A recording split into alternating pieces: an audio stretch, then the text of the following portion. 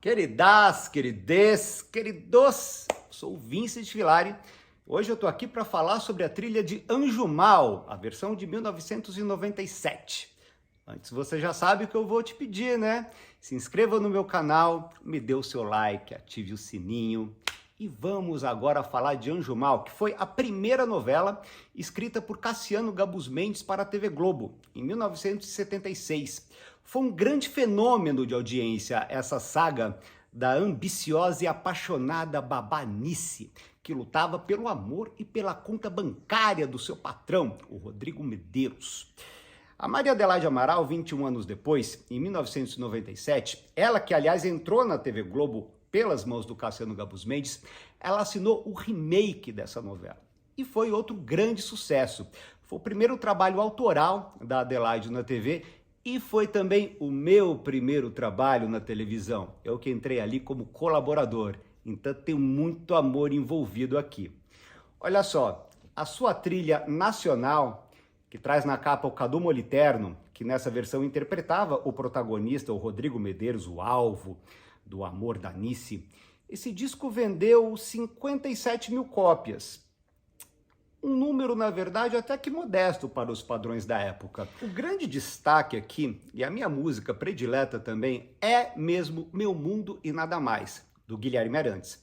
Vocês sabem, o Guilherme ele foi lançado para o grande público, se tornou um astropop na primeira versão de Anjo Mal, onde ele apresentou essa música, Meu Mundo e Nada Mais, que se tornou o primeiro sucesso dele e se tornou uma espécie de música símbolo da novela. Né? Quando se tornou o tema do Rodrigo Medeiros, ele até teve que mudar a letra da música para adequá-la para a novela, mas essa história eu conto melhor quando eu falar da trilha de Anjo Mal 76. O Guilherme Arantes contou em entrevista ao Teletema, livro escrito por mim e por Guilherme Bryan, que ele ficou todo prosa. Ele não havia gravado essa música para a novela. Na verdade, ele estava gravando um disco chamado Maioridade, em que ele regravava os seus maiores sucessos e ele fez uma versão bem suave, bem singela de Meu Mundo e Nada Mais. Surgiu o remake da novela, pronto, uma coisa se fundiu maravilhosamente à outra. E ele ficou muito empolgado porque inicialmente a música seria o tema de abertura, mas isso acabou não acontecendo, para a frustração dele. O tema de abertura de Anjo Mal foi Cruzando Raios, música que o Orlando Moraes compôs em homenagem à sua esposa Glória Pires, em 1989. Essa música foi inicialmente tema da novela Mico Preto, em 1990, novela também estrelada pela Glória, e voltou aqui como o tema de abertura. Aí as más línguas já andaram implicando, fazendo fofoca. O Orlando Moraes só foi o tema de abertura porque ele é marido da Glória Pires. Isso não é verdade, gente. A história não foi essa. Ocorre que o departamento comercial da Globo acabou transformando a abertura de Anjo Mal num grande comercial da marca de cosméticos Avon, onde a Graziella de Laurentiis, que é uma atriz que havia sido dublê da Glória Pires da novela Mulher de Areia, ela se vestia de noiva e se maquiava com os produtos Avon. E isso não tinha nada a ver com a novela, porque a obsessão da Nice não era o casamento em si. Ela queria aquele homem, ela queria o dinheiro, o status daquele homem, mas não era o casamento em si que ela almejava. Tanto que a Glória Pires, se vestindo de noiva na abertura de Direito de Amar, ali era lindo e tinha todo sentido, porque a vida da personagem realmente mudava a partir da cerimônia de casamento. Não era o caso aqui. Ficou uma coisa meio gratuita, nada a ver com nada. E aí o que aconteceu? Pegaram as 40 músicas pré-selecionadas para a novela, pré-selecionadas pelo Máriozinho Rocha, que era o diretor musical, inclusive deu uma briga dele com o Carlos Manga, que era o diretor artístico da novela, porque ele não gostou de nada que o Máriozinho apresentou. Foi um pega pra capar, mas eles chegaram nessa seleção final. Bom, eles passaram as 40 músicas para ver qual se adequava melhor àquela imagem, daquele estranho comercial de cosméticos que era a abertura. E a música que melhor se adequou àquela imagem foi Cruzando Raios, de Orlando Moraes, e se tornou o tema de abertura. Acabou sendo a música de maior sucesso da carreira do Orlando Moraes. Inclusive ele participou da novela, fazendo um show, cantando a música para os personagens, e essa foi a história. Pessoalmente, eu acho que Sonhos Não São Impossíveis, né? Sendo esse o critério da escolha da música da abertura, Sonhos Não São Impossíveis teria ficado melhor. Até pela letra da música, né? Alguém me disse um dia, o mundo é todo seu, sonhos não são impossíveis. Tem a ver, né, a letra, com a ambição da Anice, com o projeto de vida da Anice.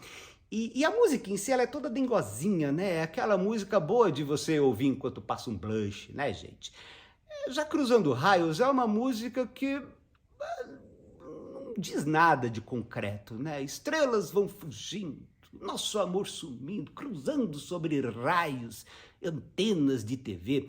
Orlando Moraes explicou que essa música foi feita, ele pensando na Glória Pires enquanto ele a via na TV, né? Então, ele a olha, mas ela não o vê, porque ela está na TV, né? E aí a gente quer saber o que tem a ver exatamente com a Anjumal, com a novela. Agora, Sonhos Não São Impossíveis, essa música é uma paixão. Ela é um delírio de ácido, gente, uma coisa maravilhosa. Sonhos não são impossíveis, são sentimentos reais. Você não sofre sonhando, você não sofre vivendo. Por isso eu vivo te amando e te querendo sempre.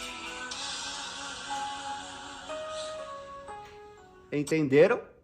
Sonhos Não São Impossíveis é uma versão da belíssima Killing Me Softly with His Songs, canção da Roberta Fleck. Ela ganhou um Grammy de melhor gravação em 1974 com essa música. Na verdade, o Carlos Manga só tolerou a presença da música na trilha porque ele queria o arranjo instrumental da música original, um arranjo feito pelo Roger Henry, que foi o produtor musical da novela.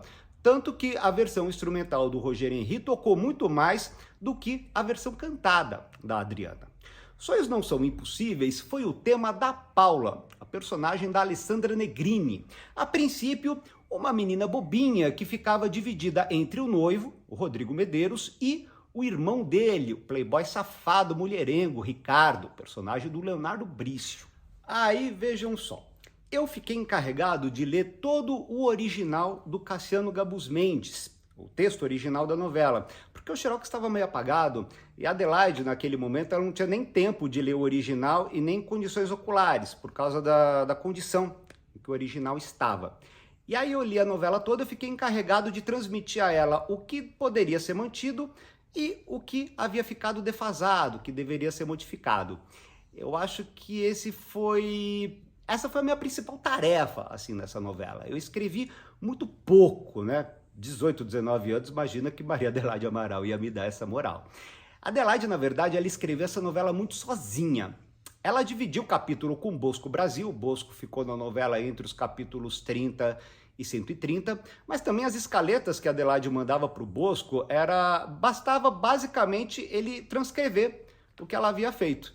Tanto que anos depois, quando eu me tornei escaletador, o meu modelo de escaleta foi esse, que eu aprendi lendo as escaletas da Adelaide. Mas voltando para a novela, estava muito claro que o verdadeiro anjo mau era o Rodrigo. Ele manipulava com sadismo, com perversão, aquelas mulheres.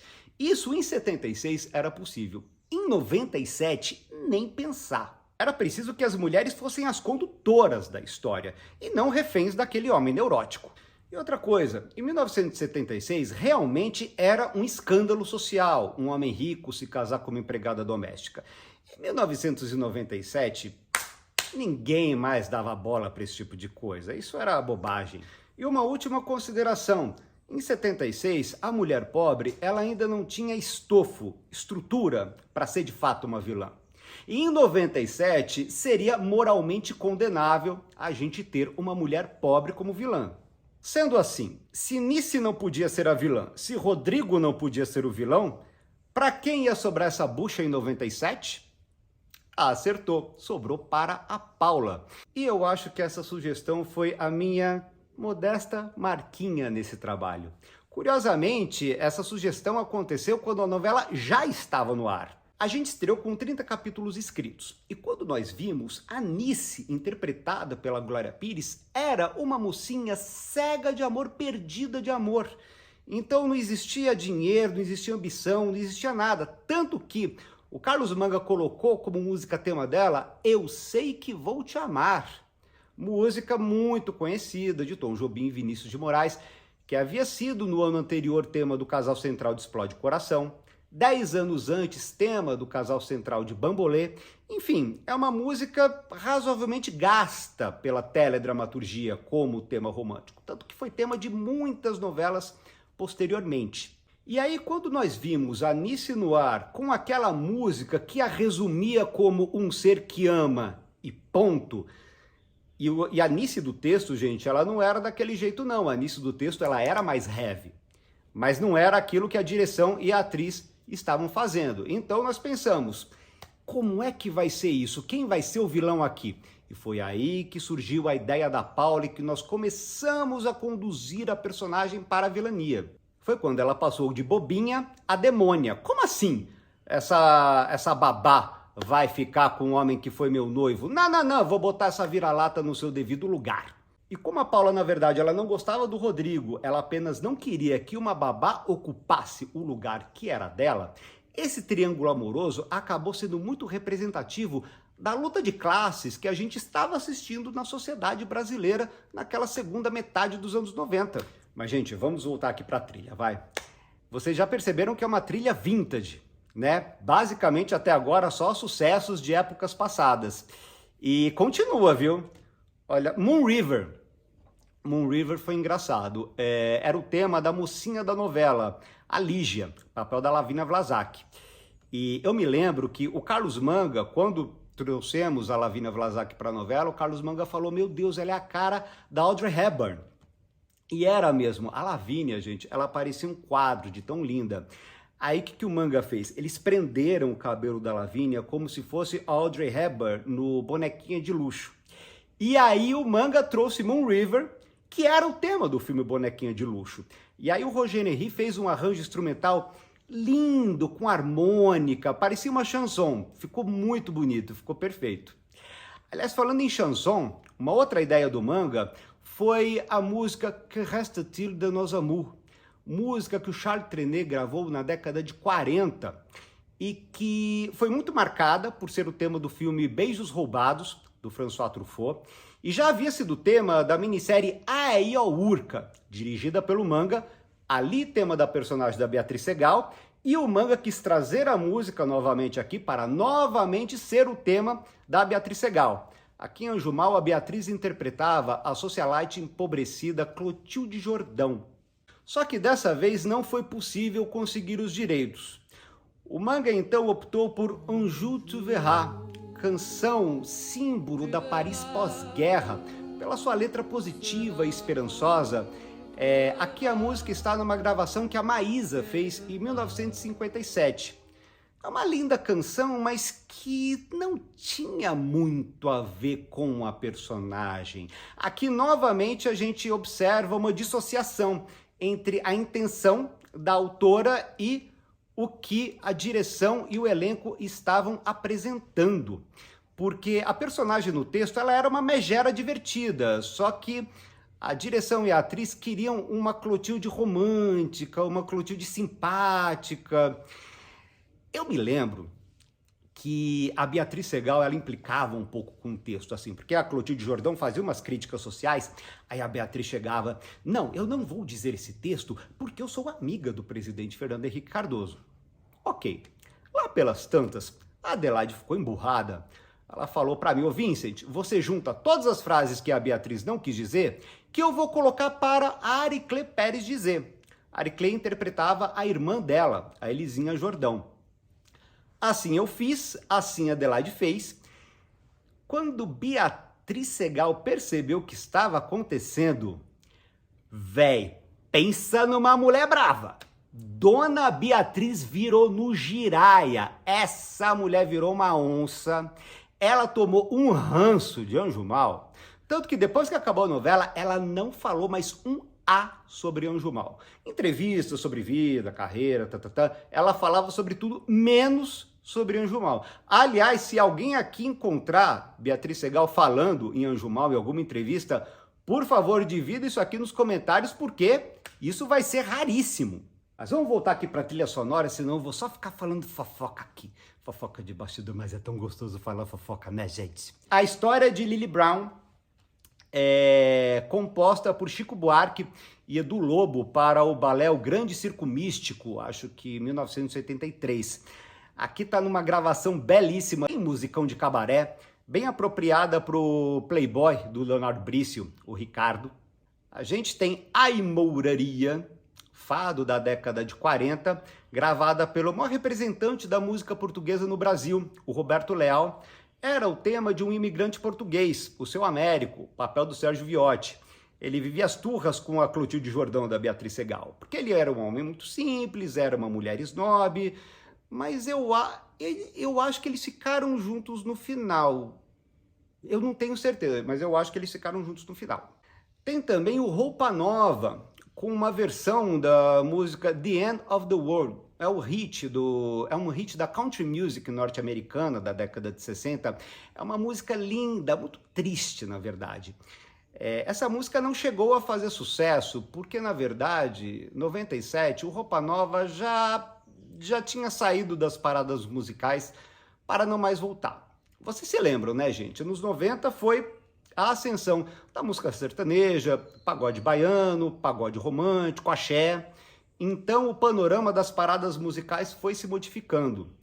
Eu me lembro que eu acabei tomando pavor dessa música, porque 2 ou 3 anos depois, teve o filme chamado Garota Interrompida, onde a personagem da Brittany Murphy se suicidava ao som dessa música, da música original, né? The End of the World.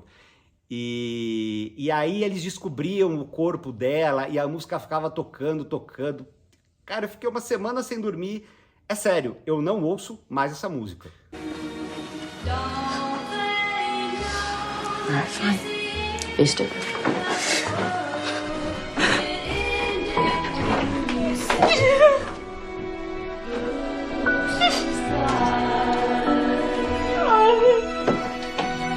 Por fim, temos aqui Hiperconectividade, do Lulu Santos, que foi o tema geral ali da novela, um rock bem eletrônico. O Lulu Santos foi o pioneiro do rock eletrônico no Brasil, né? Tanto que no ano seguinte a gente vai ter o Barão Vermelho cantando Puro Êxtase.